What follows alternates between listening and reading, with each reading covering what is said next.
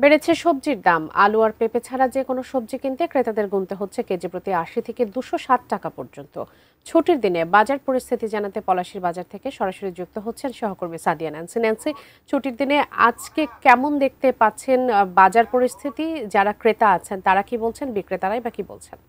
কিন্তু একরকম দাম বাড়তে থাকে, তবে আজকের শুক্রবারের বাজারের চিত্রটা কিন্তু মানে আরো একটু ভিন্ন এই অর্থে বলছি, অসহনীয়ভাবেই কিন্তু বলা যায় যে সবজির যেই বাজার, সেই বাজারে আমরা অস্থিরতা দেখেছি। সকাল থেকে আমরা বেশ কিছু বাজারে ঘুরেছি, সবগুলো বাজারের কিন্তু বলা যায় একই রকম চিত্র। হয়তো বাজার ভেদে কিছু সবজিতে 10 থেকে 20 টাকা কেজি প্রতিতে পার্থক্য আমরা দেখেছি, তবে মানে মোদ্দা কথা হচ্ছে যে অস্থিরতা এই জন্য বলছি, আপনি 80 টাকা কেজি দরে কিন্তু আপনার যে কোনো সবজি কিনতে হবে, অর্থাৎ সবজির বাজার বলা যায় 80 টাকা সবচাইতে কম দাম। এবং বলা যায় যে পেঁপে আর আলু ছাড়া বাকি সব সবজি কিন্তু ক্রেতাদের কিনতে হলে তাদের গুনতে হবে 80 থেকে 260 টাকা পর্যন্ত।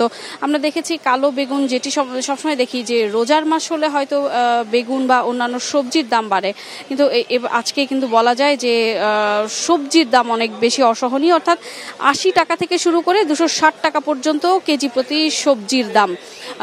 মাংসের বাজারে খুব একটা অস্থিরতা না থাকলেও ব্রয়লার মুরগির দাম বেড়েছে 10 থেকে 15 টাকা বাজার ভেদে, যেটি বিক্রি হচ্ছে 160 থেকে 170 টাকা দরে।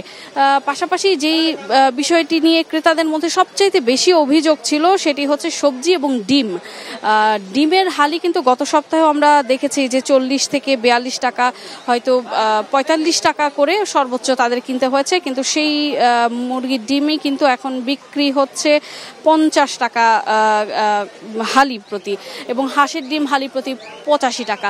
তো সবকিছু মিলে বলা যায় যে একরকম সবজির বাজারে যে অস্থিরতা আছে, সেই অস্থিরতার খানিকটা কিন্তু ডিমের বাজারেও আমরা দেখেছি। মরিচের দামও কিন্তু কমেনি।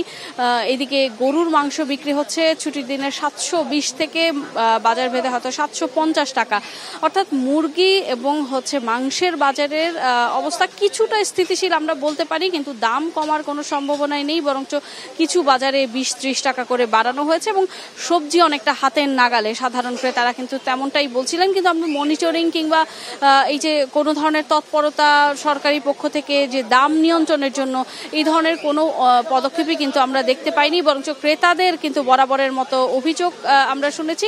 বিক্রেতারা বলছেন যে আসলে সরবরাহ কম, বিশেষ করে ডিমের কথা বলা হচ্ছে যে সাপ্লাই কম, এবং সবজি বর্ষাকালীন বৃষ্টি হয়েছে সেই জন্য অনেক বেশি টাকায় আসলে তাদের সবজি কিনে আনতে হচ্ছে, সেই জন্য বেশি দামে আসলে তারা বিক্রি করছেন, এমনটি কিন্তু বলছিলেন। তো সবকিছু মিলিয়ে পলাশীর বাজার থেকে ছুটির দিনের বাজারের সবশেষ পরিস্থিতি এই ছিল আমার কাছে সবশেষ খবরাখবর। আপনাকে ধন্যবাদ।